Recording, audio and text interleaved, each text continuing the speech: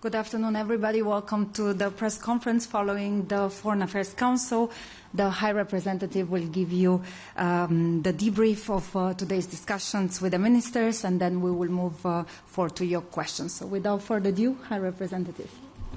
Thank you, and it's good to see you here in Luxembourg. It is my first time in this building, so it's interesting and it's different. But we had many important topics that we discussed today. So first, of course, Ukraine. It is clear that all the member states want peace, and remember we had 27 countries who supported the ceasefire. Also, Ukraine agreed to unconditional ceasefire already a month ago. And yet we are seeing that Russia alone wants war, because we see the deadliest attack just yesterday, Sumy airstrike over the weekend, and it is clear that they are stalling and not wanting peace at all. So the only way to get Russia to negotiate seriously is putting some more pressure on Russia. Then second, the military aid to Ukraine. I mean, one is putting pressure on Russia, but then the other part is also helping Ukraine to defend itself. It is clear that we are the biggest provider of military aid. We are also the biggest provider or buyer from the Ukraine defense industry, and the biggest supporter of the defense industry. And we are also, we have the mission of training Ukrainian soldiers, so over 73,000 soldiers we have already trained. So today we also discussed what more can we do when it comes to the missions. Should we expand the mandate of the missions that we have in order to also contribute to the security guarantees of coalition of the willing? Then when it comes to the initiative of delivering 2 million rounds of ammunition to Ukraine, then I'm happy to see that we have already reached 2/3 of that target. We still don't have 100%, but we definitely need to move forward with that. So a large majority of member states agree that we need to do more. I'm also happy to see Norway contributing with 4 million euro part, so it goes beyond European Union. And when it comes to the support for this year, then already this year member states, European Union, have contributed more than 23 billion euro to Ukraine, and last year it was 20 billion. Together with the help of United States, it's altogether 40 billion for last year, so we still have room to go. Then the third, putting the pressure on Russia. It is clear that we are working on the 17th package, also a shadow fleet and different elements there to put it together for the Foreign Affairs Council in May. Then the second big topic is Middle East, and there, of course, we discussed the situation of Gaza. We will later today have a first ever high-level political dialogue with Palestine, also discussing the future. What all the member states agree is that we support the two-state solution. And we have also proposed 1.6 billion euros support for 3 years for Palestinian Authority, who should be the one providing also services to the Palestinians. When it comes to the overall situation, then it's very grave, and of course we really want the mediators to come back to the negotiation table and assume the ceasefire and release all hostages. The humanitarian aid we are giving to Gaza and Palestinians, it should not be politicized. What it means is that it has to reach the people that are in need. And Israel has the right to defend itself, but its current actions go beyond proportionate self-defense. We welcome the Arab plan for reconstruction of Gaza, but at the same time it lacks three important elements, which is funding, security and the governance of Gaza, but we are willing to work with our Arab partners, international partners, to develop on these topics. Then we had a very intense discussion on Syria and whether to go on with the easing of the sanctions.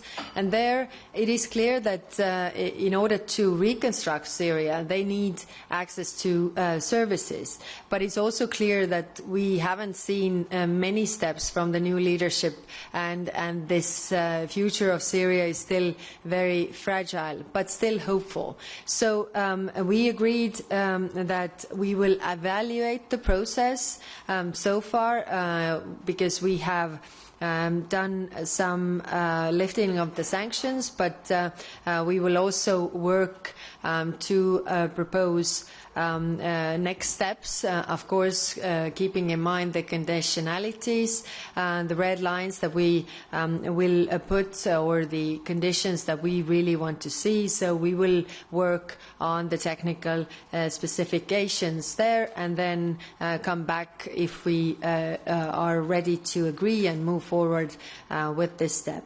Then on Iran, we adopted sanctions for state-sponsored hostage-taking, so 9 individuals were sanctioned.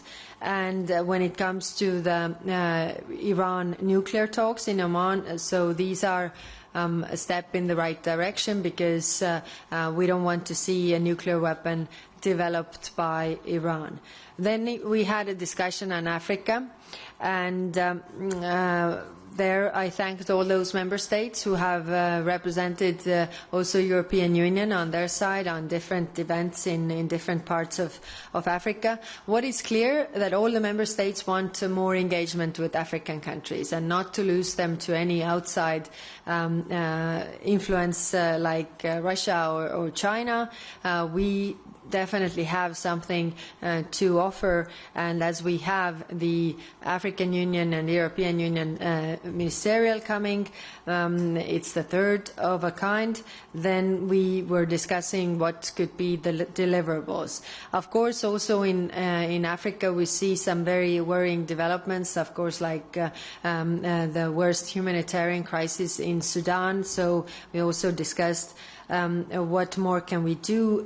We condemn the attacks of the Zamzam refugee camp by rapid support forces, and these assaults on the most vulnerable are utterly unacceptable and must stop. We also have tomorrow in London a Sudan Aid conference where Commissioner Labib will represent the European Union, and it's organized together with France, UK and Germany. And then last point we discussed yesterday, but also today. Yesterday we also had the Western Balkan ministers with us, and today we had very good discussions on Western Balkans. It is clear that the stability and security of the region is essential. And, if you look at the map, Western Balkans are in Europe, and geographically. They should also be in the European Union, and that's why the enlargement process is super important, and we need to move forward with that. We see Albania and Montenegro going really doing good steps and good reforms, so hopefully we'll have some success stories from there. Then in Bosnia and Herzegovina, it is in constitutional crisis, and it is clear that any attempt to break Bosnia and Herzegovina is unacceptable. The political leaders must bridge divisions, not to widen them. And when I was there, I was also seeing that enlargement is something that they all agree on. So they should move with the decisions on this regard, because the criticism of the international intervention could be, the international intervention could be phased out if everybody sees that they are able to make their decisions on their own. And then finally on Serbia and Kosovo, it is clear that the normalization of their relations is of utmost importance, and that's why the Belgrade-Pristina dialogue must continue. We have appointed a new special representative for Belgrade-Pristina dialogue, and I will also visit the countries later in May. But what was also discussed and very clearly said by different member states is that any participation in the 9th of May parades or celebrations in Moscow will be not taken lightly on the European side, considering that Russia is really waging a full-scale war in Europe. So I will stop here and I'm ready to take your questions. Thank you so much. We start with Vitaly. Do present yourself and the media you're working for. Yeah.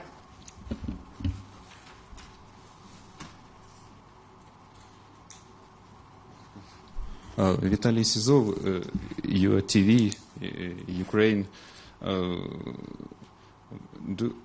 Are you tracking which countries or candidates countries intend to visit Moscow on 9th of May? And of course, it will be a huge celebration in Moscow for Putin.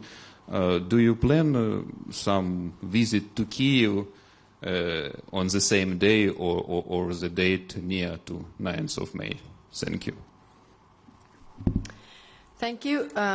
We made it very clear that we don't want any candidate country to participate in these events on the 9th of May in Moscow. So that was very clear. The message was there. When it comes to visits to Kiev, then of course, as I've called also all the member states, but also representatives of the institutions to visit Kiev and Ukraine as much as possible to show really our solidarity and that we are with Ukraine. So, of course, we are always looking for options to visit and go also together with deliverables to Ukraine. Thank you.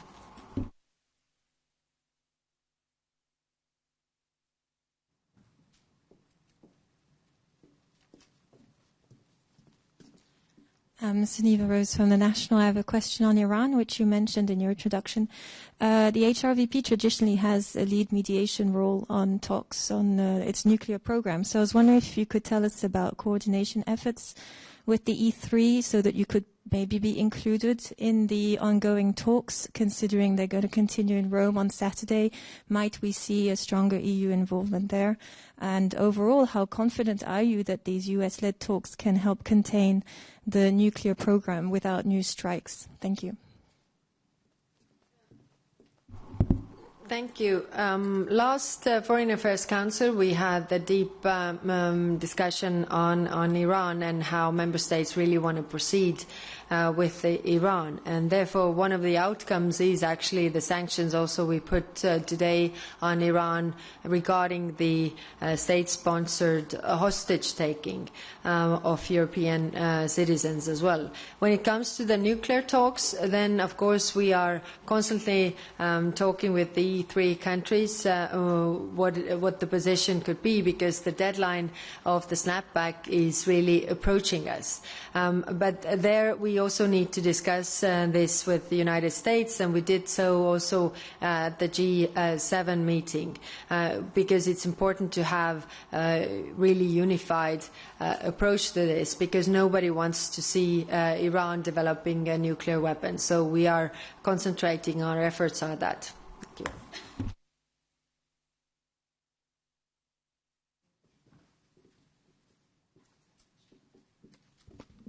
This is Andrea Pallasciano from Bloomberg. Hi, Rep, you mentioned this morning 2/3 of progress towards your ammunition initiative.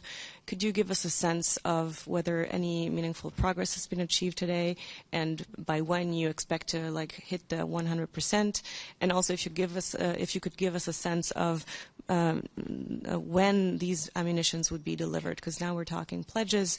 Is there a sense of when they could actually arrive in Ukraine? Thank you. Thank you. As soon as possible is the short answer, because they need it now. I mean, because these attacks are going through, there are civilian casualties in great numbers. Really, that's why they need the ammunition. That's why they also need the air defense. The calls by Ukraine to have more air defense have been really, really vocal as well. So that's why the short answer is as soon as possible. It is, I mean, of course, commitments, but commitments need to also be followed. So some member states have proposed already ammunition, and some the funding for ammunition. But actually, also the Czech initiative has mapped ammunition that is available, and also the External Action Service has done so. So we can move quite fast. Thank you.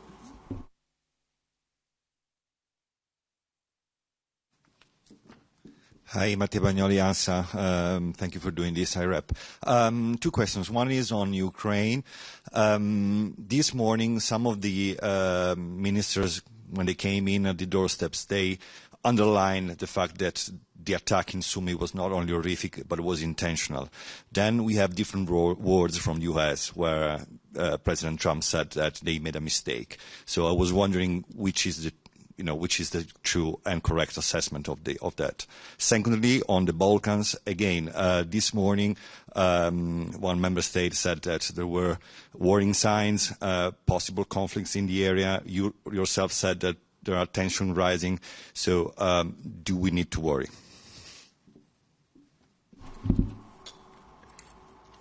On Western Balkans, I think we should always worry about the tensions rising, and that's why we need to keep the tensions down. I think the best way to really proceed is to have them all in the European Union. Then there are less tensions, because European Union is a peace project and works in calming the tensions between those countries. But I think also the meetings we have had are very good in this regard, giving very clear messages also from our side and all the member states being very united. So if you think that their support in their countries is generally very high for the European Union, so this is what the people want to have hope for. So we can also stress on that.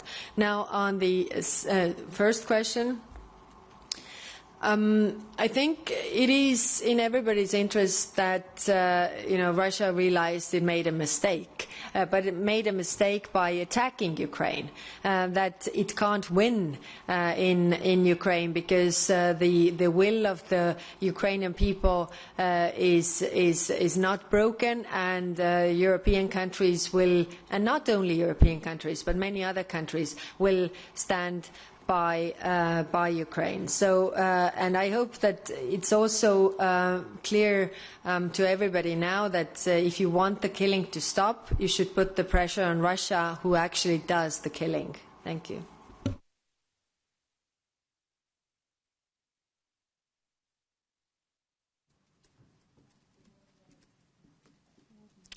Thanks a lot, Thomas Kutschka, Frankfurter Allgemeine Zeitung. A number of countries have been calling for a while to stop LNG imports from Russia. Last year, I think Russia gained around 7 or 8 billion euros with these shipments. Now the EU is offering to the US to replace some of that imports by US imports, or imports from the US. Is there a new case now for sanctions on Russian LNG in the 17th package? Thank you. Like I said, we are working on the 17th package. So, of course, putting the sanctions on oil and gas and putting more on that side would have a bigger effect, because this is how they are funding also their war. So the discussions are ongoing, but you know very well that we need 27 countries to agree. But my point is that we should put as strong package together as possible, hopefully also with our international partners. Thank you. Thank you so much. This concludes our question. For any other questions on the record. Have a lovely afternoon. Thank you.